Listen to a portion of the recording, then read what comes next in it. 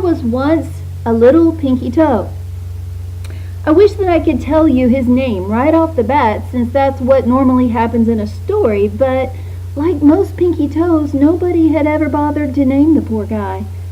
A couple of times he had been called the little piggy that went wee wee wee all the way home, which is the only name most people tend to give their pinky toes, but you can't really refer to someone as wee wee wee all the way home every time you want to talk about him in a story, so we'll just have to say that this particular pinky toe lived on the left foot of a boy named Jonathan Callahan.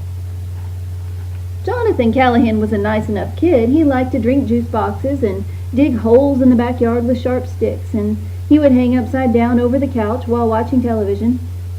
He had a dog named Betsy, and he had a little sister who still took naps. Jonathan was learning to read long words like consternation, and he was on a soccer team, and he was learning to play the drums.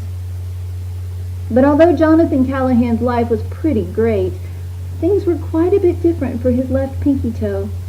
To begin with, the left pinky toe was the littlest toe on the whole foot, and while all the other toes were long and straight, the left pinky toe was kind of crooked and sort of turned in and a little bit pointy on the end.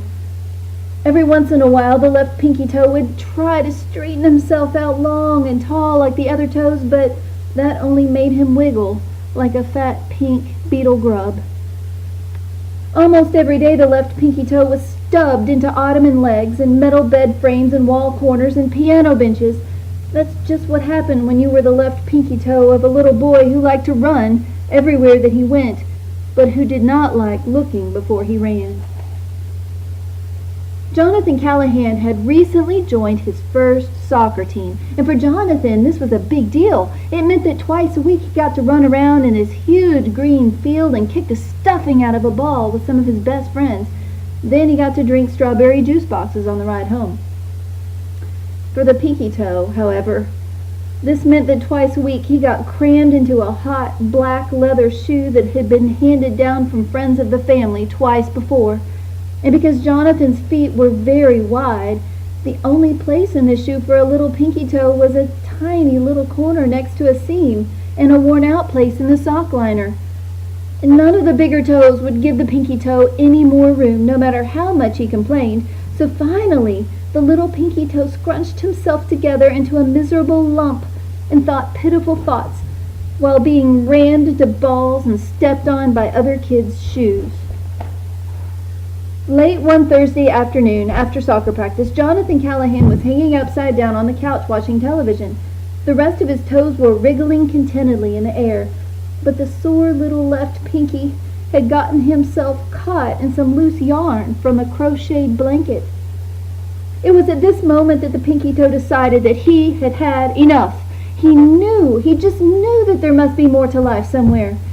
So without thinking any more about it, he popped right off of his foot, and he decided that he was going to make a run for it. He was going to head out of the doggy door at the end of the living room.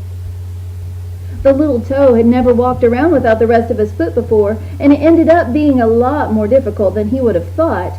His first few tries, in fact, he just rolled around back and forth, back and forth, back and forth, like a weeble wobbling.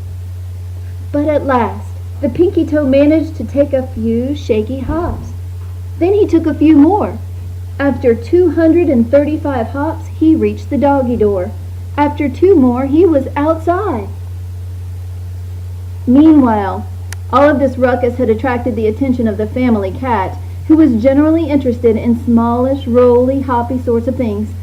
She thought the little pinky toe looked sort of like a baby field mouse, only without the tails and without the ears.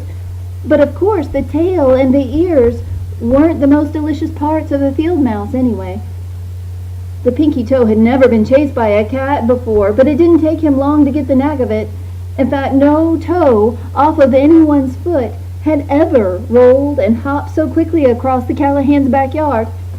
However, because family cats are generally faster than pinky toes traveling all out on their own, it only took one big pounce for the poor little toe to be caught in the cat's large paws. Then the cat decided to sniff him out, as cats do. And as she sniffed, she decided that the little toe was not a good thing to eat. Smelling more stinky little boy footish than baby field mouseish, she decided that instead of eating him, she would sneeze 3 times. And on the third sneeze, she swatted the pinky toe away crossly with her paw and walked back to her warm, sunny nap on the patio. The pinky toe was quite shaken up by the whole cat thing. To tell you the truth, he almost started to cry. But who wants to finish the first 5 minutes of a first grand adventure in a big boo-hoo? So instead, the pinky toe decided to think every brave thought he could think. He thought many valiant thoughts, and before long he had even made up a courageous adventure song which went something like this. I am a pinky toe, I am a stinky pinky toe, all out on my own. The tallest, the straightest, the grandest, the bravest, seeking grand adventures wherever I may go. Oh, the song didn't sound good out loud. It didn't sound half as good as it had been sounding when he was thinking it up, but mostly he'd used the words grand and grandest in the same sentence, and that was a bit redundant, but still it was the only courageous adventure song the pinky toe knew, and so he sang it anyway, hopping as he sang until he was almost at the edge of the yard.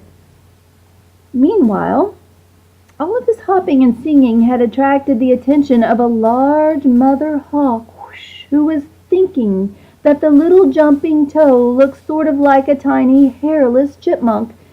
And as you might guess, mother hawks are generally interested in tiny chipmunkish sorts of things. So as the pinky toe sang, the tallest, the straightest, the grandest, the bravest, for the 14th time, the bravest actually came out sounding more like wah! And that was because with one big swoop, the pinky toe had been caught up suddenly in the hawk's strong beak. As the mother hawk carried the pinky toe back to her nest, she began to notice a strange taste in her mouth. It didn't take too many tastes of the pinky toe to decide that he was not a good thing to feed her babies after all, since it sort of tasted more stinky little boy footish than chipmunkish. When the hawk was trying to decide what to do about this, she began to spit the bad taste out of the corner of her mouth, and yet on her third spit she spat so hard that she dropped the pinky toe completely, and there was no more deciding to be done. The pinky toe fell through the air, and then he landed in the water. This was all pretty frightening, as you can imagine. However, since he'd had swimming lessons, or rather Jonathan had had swimming lessons for 2 years, the pinky toe knew that in situations like this that he must doggy paddle. But it's a little hard to doggy paddle when you are just a pinky toe, and so the poor little guy just bobbed up and down out of the water quite a bit, and he got all waterlogged and wrinkly like a big pink raisin, and his little toe knuckle began to ache, and he got cold down to the bone. It was at this very moment that something began to dawn on the little pinky toe. This world can be an awfully big and dangerous place, especially without the rest of your foot, which was very true indeed, but was one of those unfortunate times when good thinking comes a little bit too late, because meanwhile the pinky toe's doggy paddlings had attracted the attention of a largemouth bass, who thought that the swimming little pinky toe looked sort of pollywoggish. And as you might have guessed, the largemouth bass is generally interested in wiggly